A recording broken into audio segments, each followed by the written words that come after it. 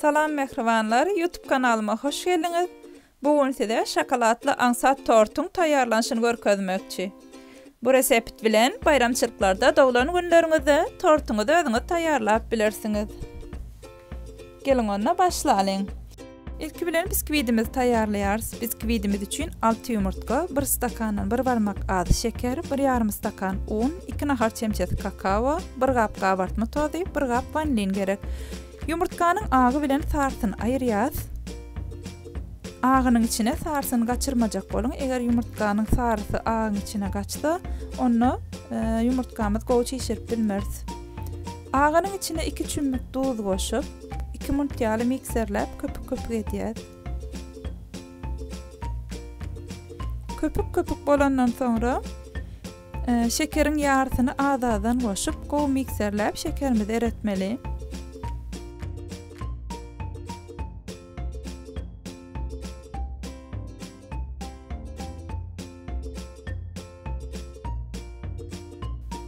Şekerin yarısını koştuk.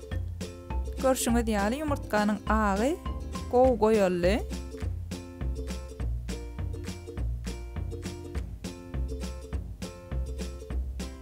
Kalan şekerimiz yumurtkanyň sarısyna koşup, rengi gowy açylýança we birazajyk goýulaşýança yumurtkanyň sarısyny hem mikserlemeli. Yumurtkany nähili gowy mikserlesek, şonça hem gowy bolýar, yumurtkanyň ysy da bildirmeýär. Şu görnüşe gelse yeterli bolýar. Indi yumurtkanyň sarısyny agyna goşmaly. Uny, 2 nahar çemçesi kakaony, 1 gap kabartma tozun we 1 gap vanilini hem goşup elemeli. Bisküvitlerde unuňyz hökman ele bolanyň. Ve elenmeden sonra mikser bilen garmaň ýa lapatka bilen ýa-da tagta çemçe bilen gowy edip garışdyryň.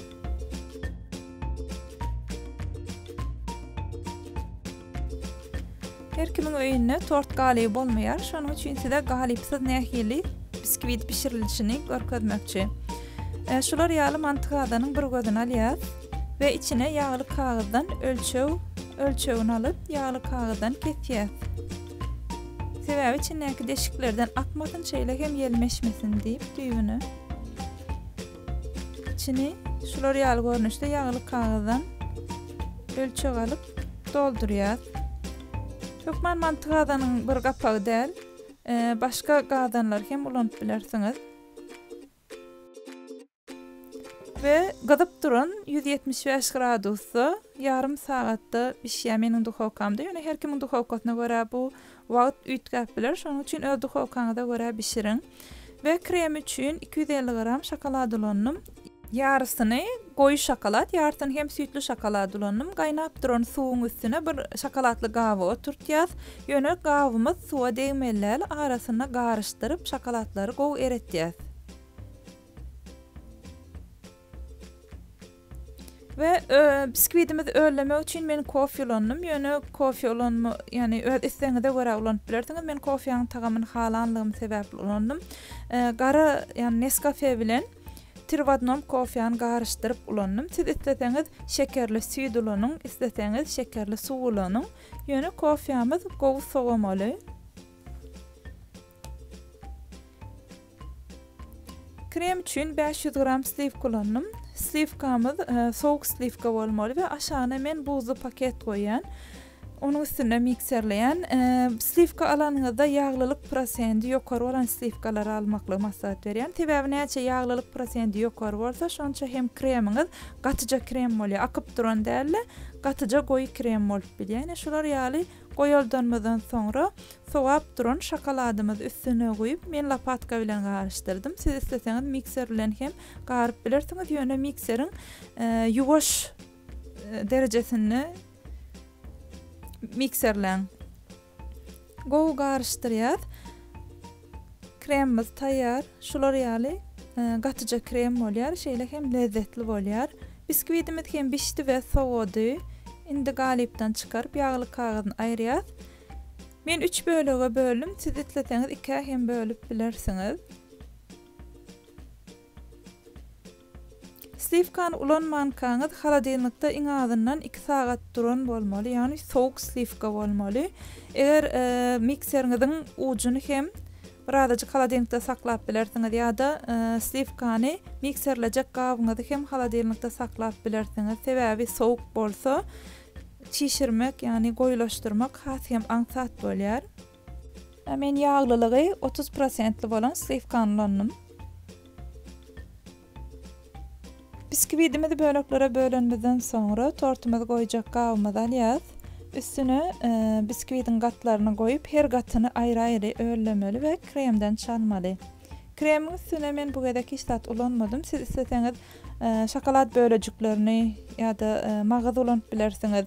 Ýa-da bolmasa miwelerden banan, klubnika, wişne ýaly miweler hem ulanyp bilersiňiz. Kremin üstüne goýsaňyz lezzetine hasam lezzet başar.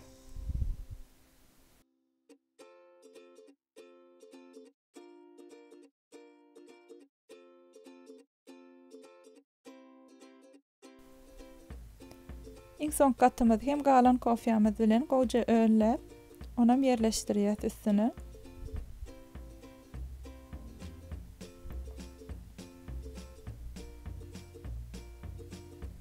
Ve elimiz bilen basyşdyryp, hemme tarapyny deňleşdirýäs. Şu wagt gyralary deň ýöne men birazajyk bıçak bilen has hem deň bolsun diýip birazajyk kesişdirdim. Sonra kremden tortumyzyň gapdallaryny we üstüni tekizjek bolar ýaly çalmaly. Tortumyzyň glazury üçin 100 gram slivkany mikrovalnovkada gazdyrdım. Gazyň üstüne de gazdyryp bilersiňiz. Üstüne de 100 gram goýu şokolady goýup bulap durmaly. Şokoladymyz gow eremeli, şeýle hem glazurymyz sowamaly. Sowasa glazurymyz has hem goýulaşýar.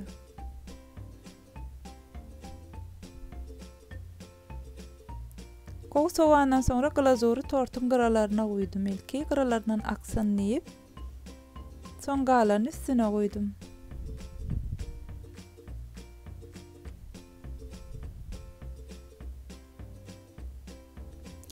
Slivkan ýerine meske hem ulanyp bilersiňiz. Üstüne loşka bilen şekil verdim. Siz öz isleňize görä bedäp bilersiňiz. Galan krem bilen tortumyzyň gyralaryna kiçijik güller ýasadym. Tortun üstüne men iýleýän monjuk bilen oraya kököt we şokolad bilen bezedim. Tort taýýar bolandan sonra iň azyndan 3 sagatlap haladelnikde goýmaly. Ondan sonra kesip bilersiňiz. We bu meniň YouTube'da birinji videom. Eger videomda kemçilikler bar bolsa, düzeltmegimi isleýän ýeriňiz bar bolsa, tesbirlerde ýazyp bilersiňiz ýa-da bolmasa taýýarlanşyny öwrenmek isleýän tagamlaryňyz bar bolsa, olar hem ýazyp bilersiňiz. Tomaşa edeniňiz üçin köp sag bolun.